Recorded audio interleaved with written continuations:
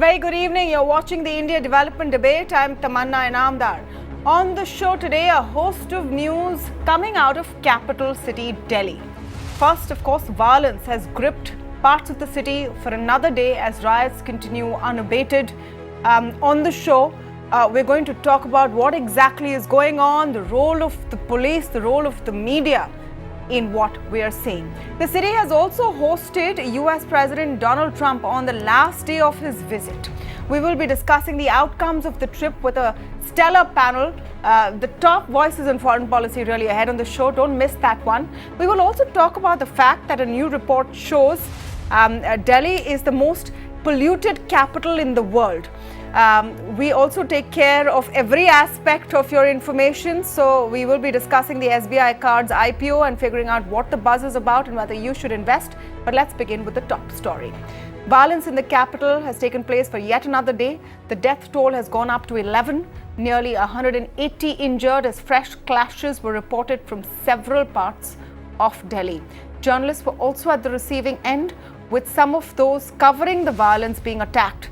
The role of the Delhi police has come under question with various videos showing cops not doing enough to stop rioters. These are scenes we have seen never in the national capital, at least for decades, and it's important to understand what's going on. And joining me now to speak more on the violence we're seeing in Delhi this evening is veteran journalist Barkha Dutt. Barkha, welcome to the show and glad to have you here. Just, your sense of what's been going on for the last 3 days. I mean, this is the capital city. And the biggest question people are asking is the Delhi police force at this point ineffectual, incapable, or willfully not doing enough?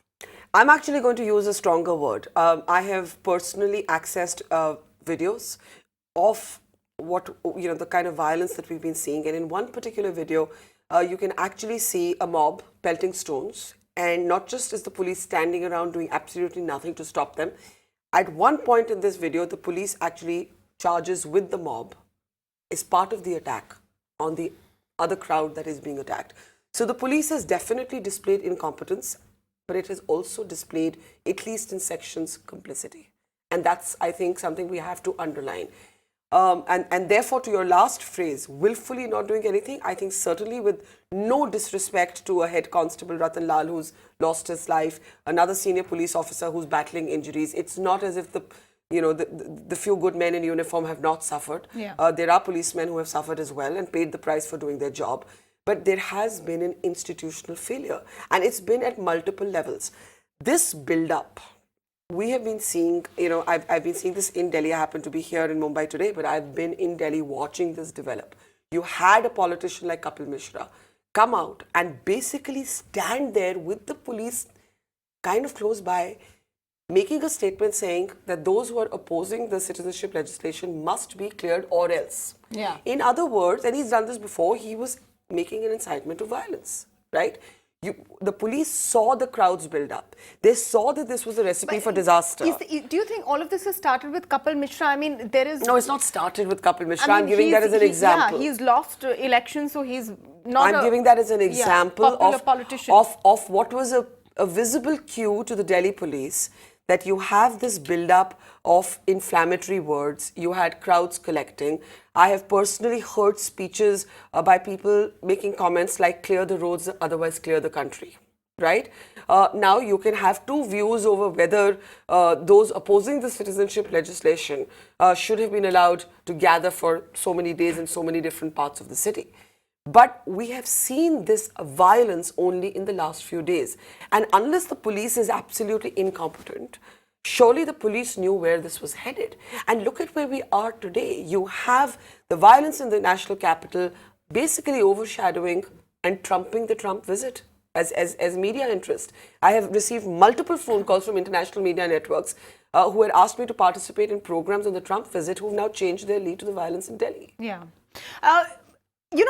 Also, right now, a word on the struggle to figure out what's actually going on as journalists and as, regular citizens, because riots have happened before in India, deadly riots have happened. This is a riot in the middle of a social media age, where you have different narratives, different streams of video. You don't know what is real, what is not real. I agree. By the way, we're running things that we have verified, that, you know, wire agencies have reported. We're being extra cautious.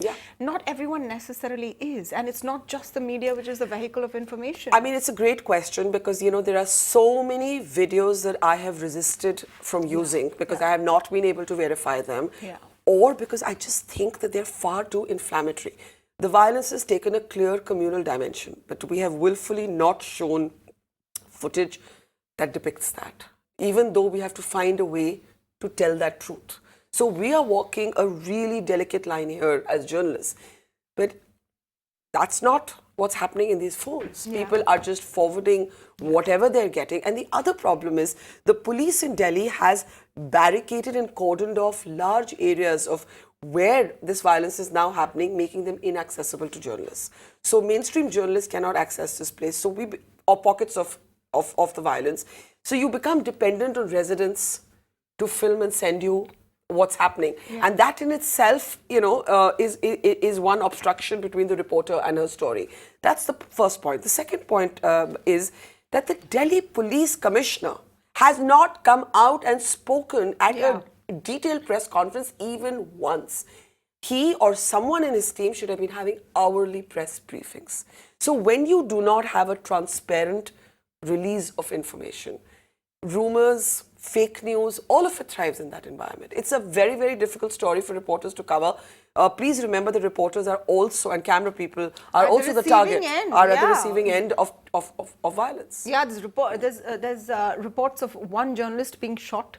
You know, many have been targeted and injured. But frankly, today, journalists are among the people of Delhi who are also suffering. Where do you see this ending? What needs to happen, apart from, of course, Delhi police cracking down? The fact is that a lot of this started in the run-up to the Delhi elections. And then to expect that kind of, you know, polarization is just going to disappear after the election results was foolhardy. It is foolhardy because you can't calibrate poison. That's how I would describe it. You can't calibrate. You can't say, you know, I'll ratchet it up to 5 degrees and then I'll bring it down to 0 once the elections are over. And that's actually what we're seeing happening here. It is such a polarized environment that even if you see the debates, whether on television or online media, and therefore I'm so happy you're not doing a debate in the classic sense on this, you can't, people are talking at each other. Now, if I were the government, I would have long ago reached out to the women sitting at Shaheen Bagh protesting against the citizenship legislation. The Home Minister said, I think on this network, that he was ready to talk to anyone who wanted to talk to him. Get a delegation, invite them for talks. Maybe that will de-escalate the situation. Secondly, you have to have better policing. This cannot be the level of policing in our national capital. You have to have a police commissioner who leads from the front. And you have to have transparent updates to the citizenry, not just of the capital, but of the country. And I do not see any immediate de-escalation. I'd rather fear that if the situation is not contained, you will see the army being asked to come in.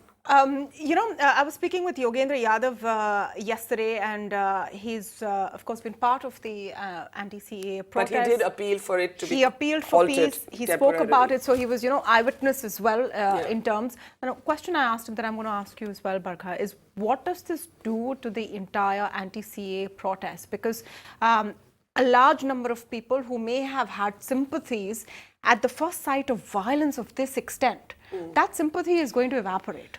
So here's my answer to that, and it's a complex answer. One has to answer it morally, and one has to answer it from a tactics and strategy point of view. You're right in saying that the moment it appears as if, you know, because one section of people have not cleared the streets, another section of people have emerged, and now there are the clashes between the two, the narrative becomes that it's time for the anti-CAA protesters to wrap up. But one must ask the question. We have seen these protests being more or less peaceful up until now. What has happened that in the last week we have seen violence? What has happened and how did we get to that point? And I think that we cannot answer the what you feel may be the eroding sympathy or the eroding empathy for those who were opposing the legislation without asking who takes responsibility for the violence. Yes, I do believe that at times you do need a tactical retreat from an issue after you have flagged it. And to me, the de-escalation, the fair and the just de-escalation is for the government that represents the people. People who voted for it and people who didn't vote for it. Once you're the government, you're everybody's government. Yeah. For the government to step in and start a conversation and say, please halt your protests, let's start talks. Well, first, we need authorities to step in and stop the violence. Let's hope that happens sooner than later. Thank you so much, Barkha, for speaking with us today.